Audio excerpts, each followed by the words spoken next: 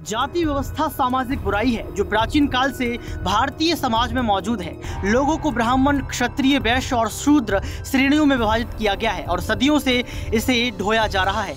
कई वर्षों से लोग इसकी आलोचना कर रहे हैं, लेकिन फिर भी जाति व्यवस्था ने देश की सामाजिक और राजनीतिक व्यवस्था पर इतनी मजबूत पकड़ बना रखी है जिसे पूरी तरह खत्म करने के प्रयास से सिरे नहीं चढ़ पाए हैं। जाति व्यवस्था की अवधारणा में कुछ परिवर्तन जरूर आया है।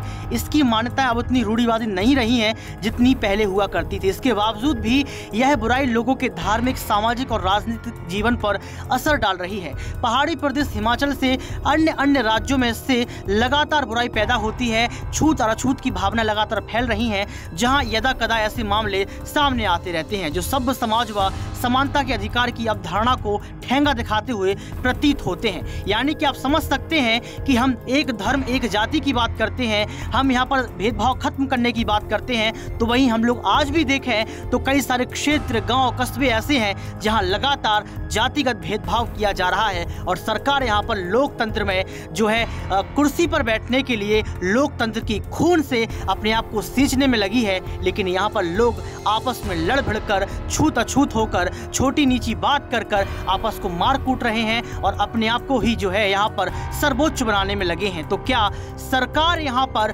पूर्वाग्रह पैदा करने के लिए सामने आएगी? क्या सरकार ये बताएगी कि ये गलत है?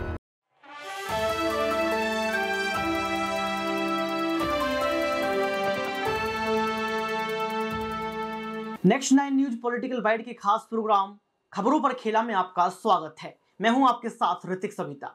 21वीं सदी के भारत में जातियों पर चर्चा क्यों? 21वीं सदी के भारत में जातिगत भेदभाव क्यों? जातिगत जनगणना की बात क्यों? क्या देश के प्रधानमंत्री नरेंद्र मोदी सहित तमाम जो आला कमान है, पार्टियां हैं, उसको ये फैसला नहीं लेना चाहिए कि जाति खत्म कर दी जाए? क्या ये फैसला नहीं होना चाहिए कि अगर जाति खत्म कर दी जाएगी तो जो समानता का अधिकार है वो लोगों को मिल जाएगा? क्योंकि हम लोग शहर में रहते हैं, हम लोग शहर की बात करते हैं, लेकिन कभी आप गांव में जाइए, कभी आप छोटे से कस्बे में जाइए, जो रूढ़िवादी की जो है हवा से गुजर रहा है, रूढ़िवादी की आग में झुलस रहा है, वहां क्या होता होगा? क्या वहां समाज किसी छोटी जाति के लोग को सम्मान देता होगा? और ये छोटा बड़ा शब्द कब खत्म होगा जाति से? सवाल ये उठता है। आखिर क्यों छोटे बड़े शब्दों से जातियों को हम जानते हैं? आखिर क्यों इस पर बात नहीं होती है? ओबीसी, एससी, एसटी, जनरल क्या है? अगर इस तमाम ओबीसी, एसटी जनरल को खत्म कर दिया जाए तो क्या ये एक अच्छा मसला नहीं बनेगा? हम भारत देश में रहते हैं और कहीं ना कहीं ये खबर मीडिया से गायब है कि जाति को खत्म कर दिया जाए।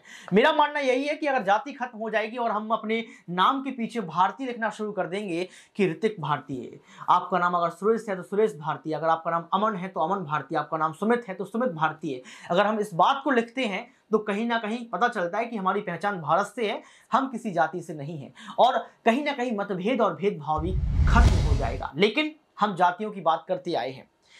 हिंदू वाली फाइल्स में परिशिष्ट सा नथा हूं, मैं जाति वाला चैप्टर हूं, उपेक्षित घृणित कथा हूं, मैं पढ़ने में नीरस, मैं कुछ लोगों के लिए अछूत हूं, बोर्ड के प्रश्न पत्रों में जैसे अथवा करके रखा हूं, मैं हिंदू वाली फाइल्स में परिशिष्ट सा नथा हूं, मैं सिपटा हुआ, जी मैं सिपटा हुआ सा अक्षर हूं, कबीरा सा निरक्षर हूं, सर्वजन हिताय के दीप तले बहुजन वाली व्यथा हूं, मैं हिंदू वाली फाइल्स में परिशिष्ट सा नथा हूं, चमार खटीक भंगी लुहार, अहीर गुड़रिया बिंद सुनार, ना पूछो इस फाइल में कितने कामा दे बधा हूं, मैं हिंदू वाली फाइल्स में परिशिष्ट नथा हूं, कितनी हवा और कितना जल, कितना आज, कितना और कितना कल, प्रश्नवाचक चिन्ह साथ लिए सिर्फ प्रश्नों पर, जी हाँ सिर्फ प्रश्नों पर रटा हूं, मैं हिंदू वाली फाइल्स में परिशिष्ट सा नथा हूं, मैं हूं भैंस, मैं हूं भैंस, वे हैं लाठी, कैसे बांधूं, जी हाँ कैसे भागूं,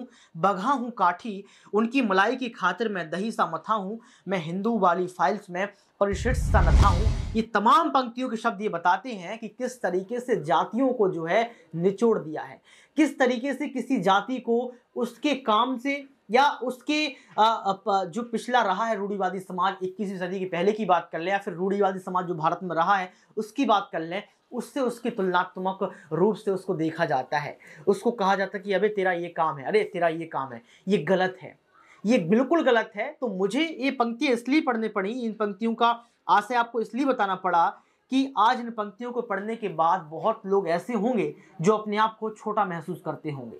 तो समाज में छोटा और बड़ा महसूस करवाने वाले हैं कौन? हम और आप। आखिर क्यों सरकारें इस पर काम करना नहीं जानती हैं? ये बड़ी बात है। राहुल गांधी इस पर बयान देते हैं कि देश के प्रधानमंत्री नरेंद्र मोदी आदिवासी को वनवासी बोल देते हैं। पीएम नरेंद्र मोदी के नेतृत्व में भाजपा सरकार बिहार में यादव वोट बैंक को जुटाने में लगी है। वहीं अखिलेश यादव एम/बाई समीकरण यानी कि मुस्लिम और यादव समीकरण को जुटाने में लगे हैं। वहीं तमाम ब्रजभूषण शरण सिंह की बात कर लो, राजा भैया की बात कर लो, तमाम ऐसे नेता हैं जो ठाकुरों के वोट बैंक को जुटाने का प्रयास करते हैं। तो इस वोट बैंक को जुटाने के बाद आप जीत तो जाएंगे, लेकिन आप खुद के चेहरे पर कहीं ना कहीं प्रश्न चिन्ह बन जाएंगे।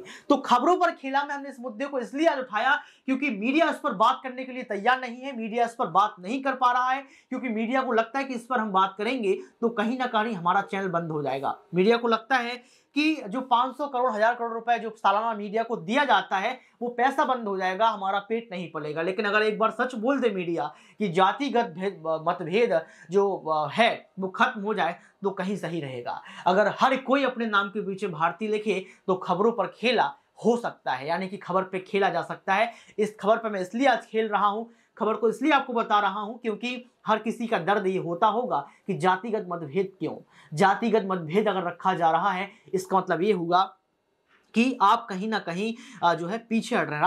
रामधारी सिंह दिनकर हैं, रामधारी सिंह दिनकर रश्मि रथी उन्होंने लिखी और रामधारी सिंह रश्मि में उन्होंने इस बात को बताया है कि कहीं ना कहीं ये गलत है कि आज हम कहीं ना कहीं इन तमाम छोटी बड़ी बातों को लेकर आगे बढ़ते हैं। वो पूछते हैं सवाल कि आखिर हम भारत देश में रह रहे हैं, अंतिम सत्य तो मृत्यु है ना, मरना तो सबको है, इस देश का मालिक कौन है, इस वसुधा का मालिक कौन है, ये वो बात पूछते हैं। तो उस कविता पे हम नजर डालेंगे जो रश्मि रथी का है कि उस कुछ पंक्तियों पर हम नजर डालेंगे यहाँ पर कि वसुधा का नेता कौन हुआ, भूखंड विजेता कौन हुआ, अतुलित इश्क क्रेता कौन हुआ, नव निर्माण, जी हाँ, नव धर्म प्रेरणता कौन हुआ, जिसने ना कभी आराम किया, विघ्नों में रहकर काम किया। यानी कि अगर मीडिया विघ्नों में रहकर काम करेगी, सरकार विघ्नों में रहकर काम करेगी तो जो प्रश्न चिन्ह हैं जातियों पर वो खत्म हो जाएंगे और कहीं ना कहीं ये पता चल जाएगा कि भारत देश से ये मतभेद खत्म हो गया है। हम सब भारतीय हैं, हम सब धर्म समभाव हैं, हम वसुधैव कुटुंबकम की भावना को रखते हैं। चुनावी रैलियों में हम लोग तमाम बातें करते हैं कि मतलब चुनावी रैलियों में हम जिक्र करते हैं कि नहीं हम सब एक हैं, वसुधैव कुटुंबकम, बड़ी बड़ी बातें कर देते हैं, नहीं जनता को हम बहुत प्यार देंगे, हम बहुत सारे उनके लिए काम कर रहे हैं। लेकिन अगर आप एक बार ये कहेंगे कि नहीं मैं देश का प्रधानमंत्री नरेंद्र मोदी या कोई और आला कमान या कोई और कोर्ट या कोई स्वतंत्र एजेंसी ये बात कह दे एक बार सामने आके कि जातियों पर मतभेद नहीं होगा, हम सब भारतीय हैं, आज से हम सब भारतीय लिखेंगे, तो कहीं ना कहीं ये मुद्दा बहुत आगे जा सकता है। और यही रामधारी सिंह दिनकर ने बताया है कि वसुधा का नेता कौन हुआ, भगवान हुआ, भूखंड विजेता कौन हुआ, भगवान हुआ, अतुलित यश क्रेता कौन हुआ, भगवान हुआ, नव धर्म प्रेरणता कौन हुआ, भगवान हुआ, जिसने ना कभी आराम किया, भगवान कभी आराम नहीं करता है, विघ्नों में रहकर काम किया, भगवान ने विघ्न में रहकर ये बताया है कि हम सब है जो है लड़ाई कर सकते हैं, संघर्ष कर सकते हैं। तभी तो हम कहते हैं सर कि जीवन एक संघर्ष है, माँ के पेट से लेकर मरघट तक, मरना सबको है। लेकिन अगर हम मतभेद खत्म करेंगे, हम जातिगत भेदभाव खत्म करेंगे तो हम सच में एक इंसान कहलाएंगे। आप इस मुद्दे पर क्या सोचते हैं? क्या मीडिया को इस मुद्दे पर बात करनी चाहिए? क्या गोदी मीडिया इस मुद्दे पर कभी बात करेगा? जातिगत भेदभाव को खत्म करने का कोई डिबेट की जाएगी? आप जरूर इस पर जो है बातचीत करें, आप कमेंट बॉक्स में जरूर बताएं। आज की इस खास प्रोग्राम खबरों पर खेला में बस इतना ही। देखते रहिए नेक्स्ट 9 न्यूज़ पॉलिटिकल बाइट।